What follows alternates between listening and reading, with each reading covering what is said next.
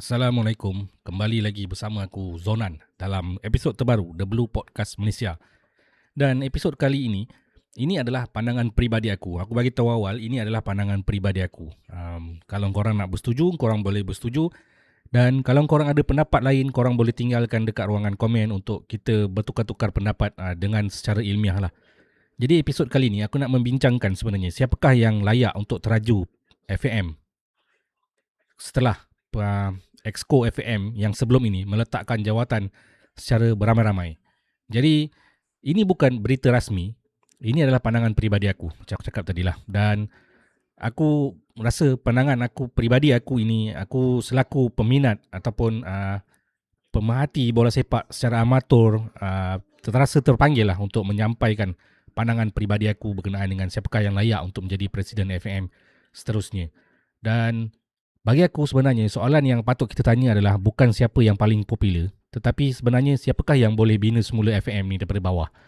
Daripada sudut credibility, daripada sudut tadbir urus dan juga untuk menentukan sebenarnya hala tuju bola sepak negara di masa hadapan. Maksudnya ini adalah peluang kita untuk total reset dan segala apa saja keputusan yang dilakukan oleh Presiden FAM selepas ini, dia akan memberikan satu harapan baru lah, dengan syarat tiada lagi orang-orang yang lama masuk dalam barisan Exco yang baru ini. Maksudnya kena total reset.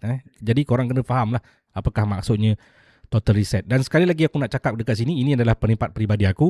Korang boleh setuju dan korang juga boleh bantah, tak ada masalah. Jadi calon yang pertama yang aku rasa yang layak untuk menjadi Presiden FAM ini, macam yang Lim Tiong King berkata-kata lah. Sebenarnya Al-Sultan Abdullah Riyatuddin Al-Mustafa Billah Shah, iaitu Sultan Pahang sekarang ni lah yang aku rasa sebenarnya layak. Sebab apa? Baginda Sultan Pahang ini bukan lagi satu nama asing lah dalam bola sepak Malaysia. Baginda Sultan Pahang pernah menjadi Presiden FAM pada tahun 2014 hingga 2017 lah. Dan pada ketika Baginda Sultan Pahang menerajui FAM berada dalam keadaan yang stabil daripada segi struktur. Maksudnya struktur pentadbiran dia jelas. Dan juga hubungan antara FAM dengan FIFA dan juga AFC adalah berada dalam keadaan yang baik. Dan juga tidak ada wujud krisis yang besar, skandal yang besar sebesar pemain warisan lah sekarang ni. Dan Baginda Sultan Pahang juga mempunyai pencapaian lah dalam sukan, terutamanya dalam negara kita lah, iaitu negara Malaysia. Yang pertama, Baginda pernah menjadi Presiden Konfederasi Hoki Malaysia, iaitu Malaysian Hockey Confederation lah. Dia pernah menjadi presiden. Dan juga Baginda Sultan Pahang juga berpengalaman luas dalam pentadbiran sukan, terutamanya di peringkat kebangsaan dan juga antarabangsa lah. Mempunyai banyak relationship dengan orang-orang yang berkepentingan lah dalam sukan dunia ni kan. Dan juga Baginda juga sudah pasti mempunyai autoriti semula jadi, dan juga penting lah autoriti ini untuk menyatukan sebenarnya ahli-ahli gabungan yang bernaung di bawah FAM ini. Dan jika Sultan Pahang ini atau Baginda Sultan Pahang sudi menjadi Presiden FAM seterusnya, aku rasa kita akan dapat kestabilan yang segera lah dalam FAM. Dan selepas datangnya kestabilan itu, kita pasti akan ada proses pemulihan dan proses pembersihan dalaman dengan lebih transparent ataupun lebih konsisten. Maksudnya takkan ada lagi lah virus-virus ataupun bakteria lama jahat yang masih lagi berenaung ataupun memaut di dalam FAM ini untuk mencari makan. Dan kemudiannya sudah pastilah apabila itu semua berlaku, kita juga sebagai peminat mempunyai keyakinan lah semula kepada FAM, dan juga AFC serta FIFA juga turut mempunyai keyakinan semula lah atas tadbir urus FAM ini. Dan tidak perlulah FIFA ataupun AFC untuk campur tangan dalam membuat keputusan penting untuk hala tuju yang berkaitan dengan hala tuju FAM yang sebagai badan induk bola sepak negara Malaysia ini. So itu adalah calon pertama aku, iaitu Baginda Sultan Pahang lah. Dan calon yang kedua ni bagi aku calon populis lah. Dan ianya aku rasa adalah sebab je kenapa aku pilih beliau. Calon yang kedua itu adalah bagi aku ialah Khairi Jamaluddin lah, ataupun lebih kita kenali sebagai KJ. Okay.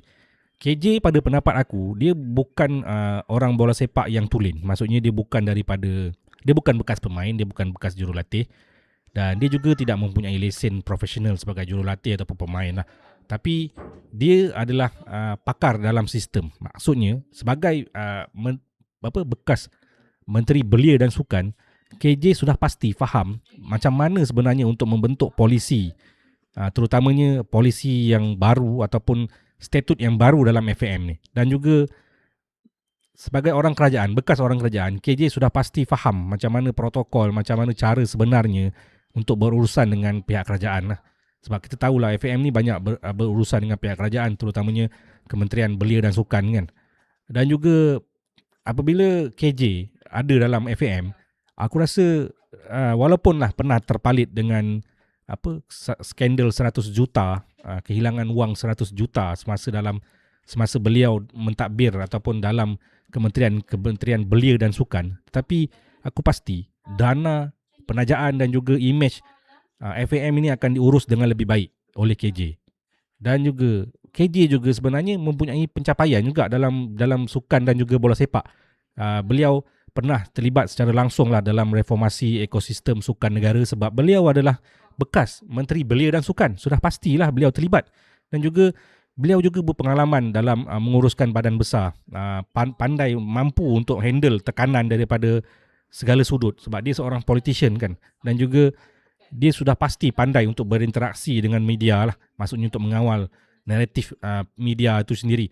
Dan kemudiannya KJ juga sebenarnya aktif lah dalam mengikuti bola sepak moden. Dan kita tahulah dia sebenarnya adalah seorang fan hartegar pasukan Manchester United kan. Jadi dia ada minat dan minat itu sudah pasti dia akan salurkan dengan tepat lah untuk macam mana sebenarnya untuk membangunkan bola sepak negara ni dengan menjadi seorang presiden FAM yang baik.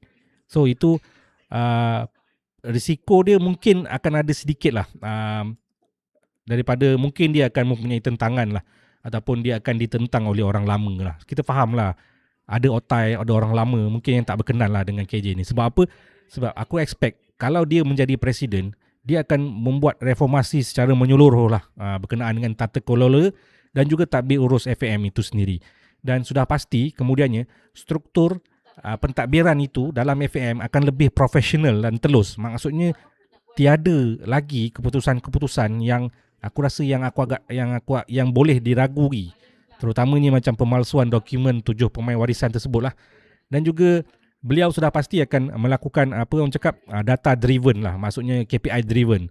Dia akan membuat keputusan berdasarkan data. Tanpa data you only pick the facts from cloud. Maksudnya kau nak buat sesuatu kena ada data. Dan juga kemudiannya kita akan set KPI dan kita akan bekerja untuk mencapai KPI tersebut. So itu cara biasalah seorang profesional bekerja. Dan calon yang ketiga ni adalah calon underdog lah bagi aku, iaitu Datuk Yazid Syed Omar. Seorang gabungan antara korporat dan juga bola sepak lah terutamanya. Sebab beliau sekarang ni adalah Presiden Kuala Lumpur City kan. Jadi beliau sudah terlibat secara langsung dalam menguruskan sesebuah pasukan bola sepak itu sendiri. Dan sebenarnya beliau juga mempunyai pencapaian sebenarnya. Pencapaian dia adalah mampu untuk mengurus tadbir pasukan dan juga organisasi bola sepak yang sebenar lah. Mungkin adalah skandal gaji yang pernah mengantui, tapi dengan tadbir urus beliau mampu untuk memastikan perkara itu tidak berulang lah. Dan juga sudah pasti beliau faham lah mengenai keuangan, status keuangan klub. Dan beliau boleh implement benda ni dengan FAM juga. Maksudnya segala pengalaman yang dia ada bersama dengan KL City ni, dia boleh bawa untuk menguruskan FAM. Dan beliau juga dekat lah dengan akar umbi, terutamanya dengan pasukan KL City lah. Dan beliau boleh menggunakan cara yang sama, cara untuk interact dengan akar umbi semasa beliau berada di KL City tu dengan ahli gabungan yang lainnya, terutamanya pasukan-pasukan yang beraksi di Liga Super lah. So ada juga cabaran sebenarnya. Cabaran dia sebenarnya aku rasa mungkin dia tidak mempunyai pengaruh yang kuat lah berbanding KJ dan juga sebaginda Sultan Pahang. Sebab tu aku cakap dia sebagai calon underdog. Jadi kalau kita bercakap mengenai baginda Sultan Pahang, aku rasa persentage dia untuk menjadi Presiden FAM tu mungkin 40%. Manakala KJ pula, persentage dia untuk menjadi Presiden FAM tu mungkin 35% lah, kurang sikit lah berbanding dengan baginda Sultan Pahang. Dan kemudiannya Datuk Syed Yazid ini pula, macam aku cakap dia underdog, mungkin hanya 20 ke 25% lah persentage.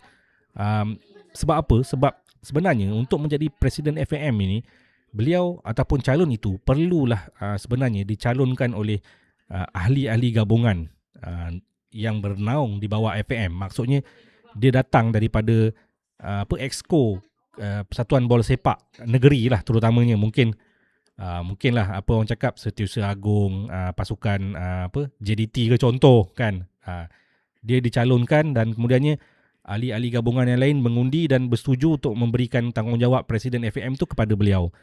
So antara ketiga-tiga ni yang aku rasa yang ada legit punya jalan yang paling cerah adalah sudah pastilah Syed Yazid Syed Omar.